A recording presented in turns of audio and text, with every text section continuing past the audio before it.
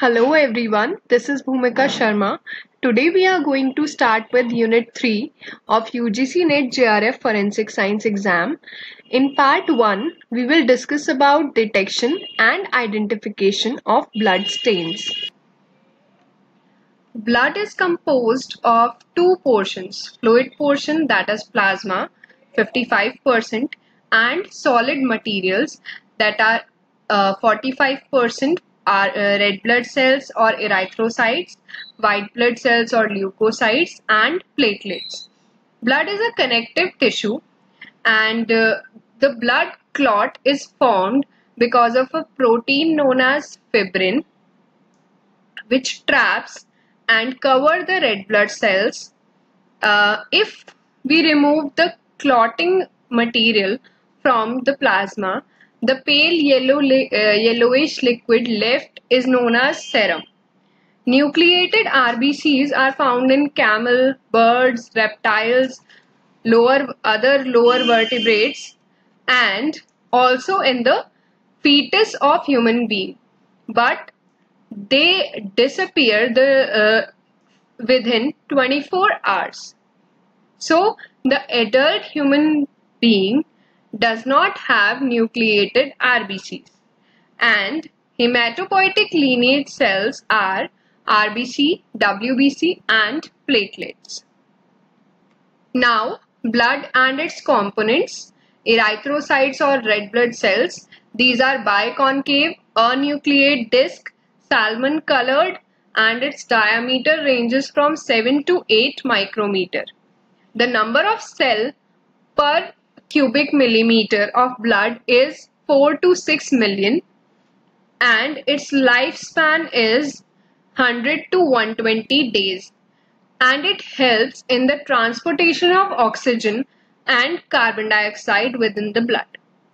Leukocytes are further divided into granulocytes and agranulocytes. So, in granulocytes there are neutrophils, eosinophils, basophils. In agranulocytes there are lymphocytes and monocytes. Now, leukocytes are spherical and nucleated cells. They have nucleus. These are 4,800 to 11,000 millimeter cube number of cells per millimeter cube of blood. Now, neutrophils are multi-lobed. Their diameter ranges from 12 to 14 micrometer, and they range from 3,000 to 7,000 per mm cube of blood. Their lifespan is 6 hours to a few days, and its function is to destroy bacteria by phagocytosis. Eosinophils have bilobed nucleus, and its diameter ranges from 12 to 15 micrometer. These are present in 100 to 400 number of cells per mm cube of blood. The lifespan is about 5 days, and their function is to turn off allergic responses and kill parasites. Basophils have bilobed nucleus as well, and these are large blue-purple. These have blue-purplish color of cytoplasm. Their diameter is 10 to 14 micrometer. Number of cells are 20 to 50. Their lifespan is a few hours to a few days. They release histamine and other mediators of inflammation. About agranulocytes, lymphocytes have spherical nucleus. They have pale blue cytoplasm. Their diameter is 5 to 17 micrometer. The number of cells per millimeter cube of blood is 1,500 to 3,000, and their lifespan is hours to years. They mount immune response by direct cell attacks. Lymphocytes are of two types, T lymphocytes and B lymphocytes. Or when there is direct cell attack, T lymphocytes are involved. When antibodies are involved, there are B lymphocytes. Monocytes have U or kidney shaped nucleus. They have diameter of approx 14 to 24 micrometer. The number of cell per millimeter cube of blood is 100 to 700. Their lifespan is months, and they perform phagocytosis and phagocytosis develop into macrophages in tissues. Platelets are discoid cytoplasmic fragments, and their diameter is approx 2 to 4 micrometer. The number of cells per millimeter cube of blood is 1,50,000 to 5 lakh. Their lifespan is 5 to 10 days, and they seal small tears in blood vessels and involved in blood clotting. Hemoglobin, adult and fetal hemoglobin have different components, different forms. They can be differentiated on the basis of that is in adult hemoglobin, it is denatured by alkali, while the fetal one cannot. About the types of hemoglobin, pair of polypeptide chain, these all are discussed in this table. So HbA type of hemoglobin with 2 alpha and 2 beta polypeptide chain, it is the dominant form and is found in adult human being. HbA2 is composed of 2 alpha and 2 delta chains, which is 2 to 3% present in adult human being. HbF is 2 alpha and 2 gamma, which is 70% of fetal blood. So HbA2 is present in 2 to 3% of adult human beings, and HbF is the form of blood present in fetus. In HbS, there is a mutation in beta globin chain of hemoglobin. Glutamic acid at 6th position is replaced by valine, which is observed in patients suffering from sickle cell anemia, and it leads to the blockage of blood. In HbC type of hemoglobin, there is also a mutation in beta globin chain of hemoglobin, but in this, at glutamic acid at 6th position, lysine is the substitute here. So hexagonal shaped RBCs are observed, and it may lead to severe pain and anemia. Now the identification of blood. The presumptive test to identify whether the given sample is blood sample or not. All these presumptive tests are based on redox reactions. Heme is the catalyst used here, and hydrogen peroxide is usually used as the oxidant for the reaction. So in the presence of heme part of hemoglobin, a colorless substrate gets oxidized into a colored form, or it may give chemiluminescence or fluorescence. The reduced form here you can see is colorless, and the oxidized structure is colored. So this happens in the presence of heme. That will help in the identification of blood samples. The number of colorimetric presumptive tests for blood are discussed in this table. So firstly is benzidine or Adler test, in which the reagent uses 0.25 gram of benzidine in 25 ml glacial acetic acid, and solution 2 is 2 to 3% of hydrogen peroxide. So the color change observed is the color of the sample will changes to blue, and then with the time it changed to brown color. Another test is phenolphthalein or Casimir test.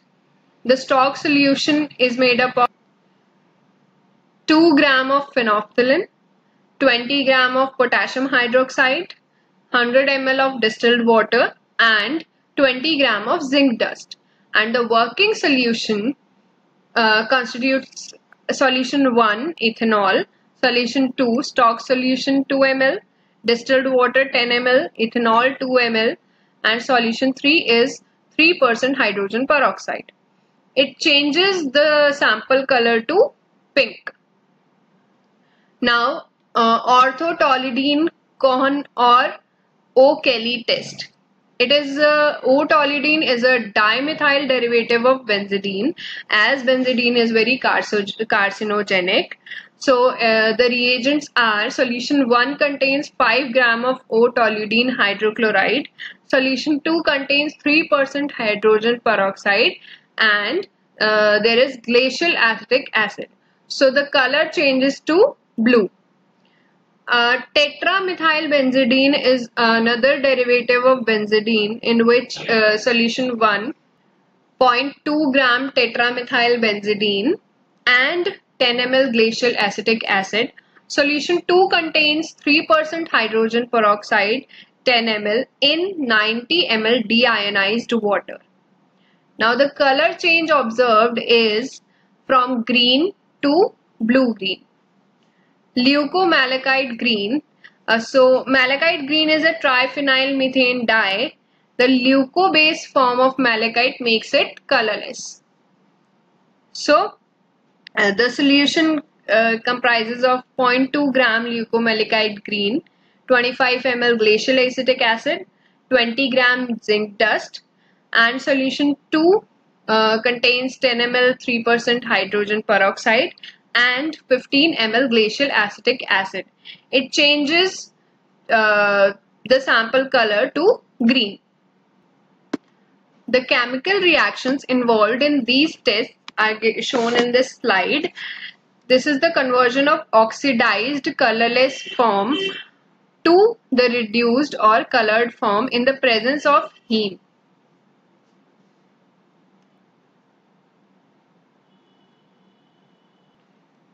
As I have already discussed that benzidine is a carcinogen. So it is recognized as a carcinogen by Occupational Safety and Health Administration. There is another test. It is company specific test. So blue star test. It can also be performed for the preliminary examination of blood or as a presumptive test.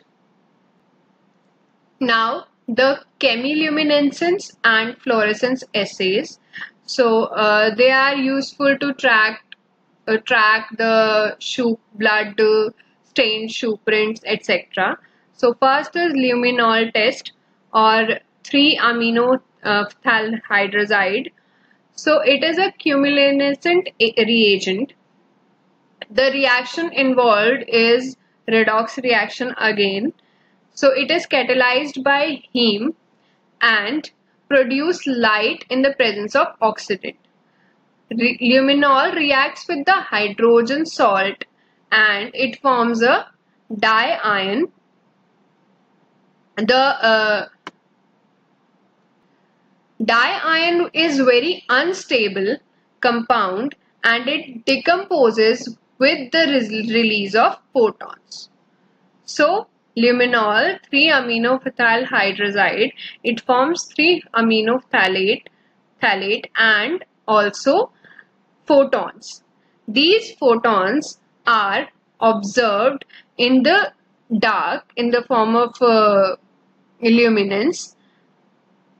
Luminol can only be observed in the dark. So it is a limitation for luminol test, and the photo documentation of luminol pattern should be done immediately because it fades away. So these are the two limitations of this test. Fluorescence is another chemiluminescent reagent. So its function is similar to that of luminol. but it can be used on vertical walls also. So when oxidized and catalyzed by heme, it produces fluorescent properties. So when these are exposed to light in the range of 425 to 485 nanometer using an alternate light source devices, the positive reaction emits yellowish green fluorescent light. So it is the indication, this fluorescent light is the indication of presence of blood stain. So also the fluorescent light emitted from fluorescein lasts longer than that of luminol. So chemiluminescent reagents are that gives luminance in the presence of, because of a chemical reaction. The factors affecting presumptive assays are the chemicals that are very strong oxidants may cause false positive reaction as they can oxidize in the absence of a catalyst or heme. So these oxidants are certain metal salts such as copper or nickel, or household bleaches, cleaners that contain hypochlorite ions, hair coloring products that contain hydrogen peroxide, etc. Also, the plant peroxidases may catalyze redox reaction and lead to false positive results. So, but we can differentiate the reactions from plant peroxidase activity to the heme, as plant peroxidase are very heat sensitive. So these can be inactivated. These may inactivate at higher temperatures. But the heme molecule is very stable at high temperatures. So samples can be retested after heating. Strong reductants such as certain metal ions like lithium or zinc may inhibit the oxidation reaction. So if blood is present, the false negative result can occur in presence of strong reductants. The general reaction of the presumptive test. The general reaction of presumptive tests includes a colorless reagent in the presence of hydrogen peroxide, also an oxidant, peroxidase or reductant. What happens if peroxidase or heme, as heme possess peroxidase activity, so it will get reduced, this reagent get reduced and become colored, right? In the presence of a reductant, the reaction is turns towards the left. So it will inhibit the colored compound to be formed. And if there is another oxidant other than peroxidase, so the reaction will move towards the right side. So in the absence of blood, the colorless compound will change into its colored form. And if there are plant peroxidases, it will also goes in the reaction will also goes in the right direction to form a colored compound. Confirmatory tests for the identification of blood includes microcrystal assays, which includes Hemochromagen Crystal, Hematin Crystal and Hematin Crystal Test, and additional techniques such as electrophoretic method, chromatographic method, spectrophotometric method, immunological methods, RNA-based assays, etc. Hemochromagen Crystal Assay or Takayama Test. The reagent involved is 10% sodium hydroxide 10 ml, pyridine 20 ml, 10% glucose solution 5 ml and distilled water 65 ml. So pink needle shaped crystals of pyridine ferroprotoporphyrin are observed. In case of Hematin Crystal Assay or Teichman Test, potassium halide 0.1 gram and glacial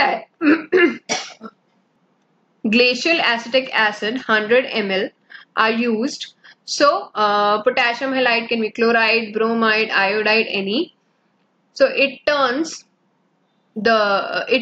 reddish brown rhombohedral crystals of ferriprotoporphyrin halide.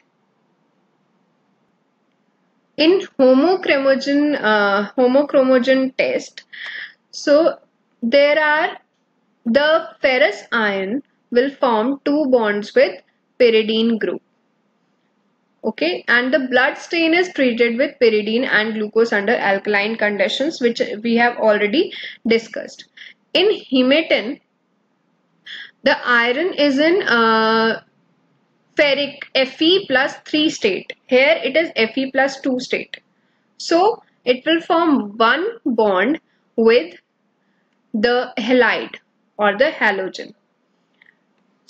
It also has some advantage as it is more reliable than hemochromagen assays for aged blood samples, for old blood samples. Wagner's Hematin crystal test is performed by pouring 1 drop of acetone followed by 8 drops of HCl on the blood samples. The crystals will be formed at room temperature. Other techniques are chromatographic and electrophoretic methods, which are based on the mobility characteristics of the hemoglobin. In spectrophotometric methods, hemoglobin is identified at 400 to 425 nanometer as this wavelength region is absorbed by hemoglobin and its derivatives. In immunological methods, anti-human hemoglobin antibodies are prepared. How these are prepared? By inoculating hemoglobin or human serum in various animals. So the antibodies generated and produced in these animals are taken, and these antibodies are used to detect whether the blood is from human origin or not. RNA-based assays are based on specific types of messenger RNA or mRNA that are particularly present in erythrocytes or red blood cells. In ring precipitin test, the sample is placed on the inner side at the center, and on the outer side there are wells which are filled with antibodies of different animals, say camel antibodies, mouse antibodies, etc. And the diffusion takes place between these two liquids, like sample and the outer wells. In Octoloni double diffusion method, antigen and antibody diffuse in the agar gel, where the antigen and antibody migrate and will form an insoluble complex or precipitate. In crossed over electrophoresis, the generation of the precipitate will indicate the origin of the blood. In crossed over electrophoresis, antigen and antibody migrate toward each other in the presence of electric field, and they form a precipitin band. The blood stain extract would be in the cathodic well, and the antiserum would be in the anodic well, and they travel towards each other. The white line precipitin band indicates, as I have already told you, that the precipitin band indicates the origin or antiserum and blood match. So this is based on capillary action. In rapid immunoassay method, there is a reaction of antigen in the extract, in the blood extract, sample extract, with monoclonal antibodies within the test strip.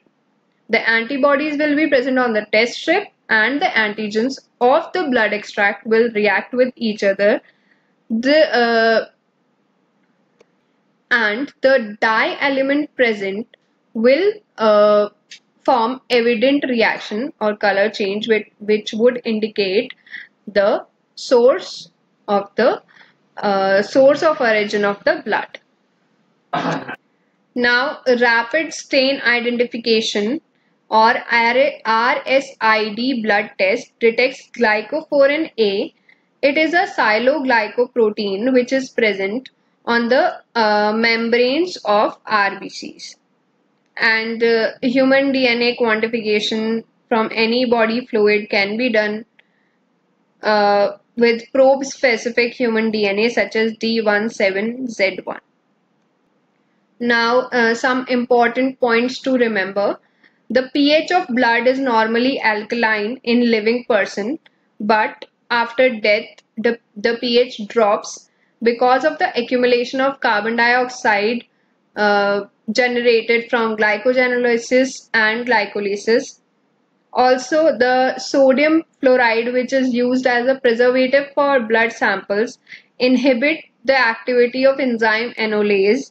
Enolase is a glycolytic enzyme which catalyzes the interconversion of 2-phosphoglycerate to phosphoenol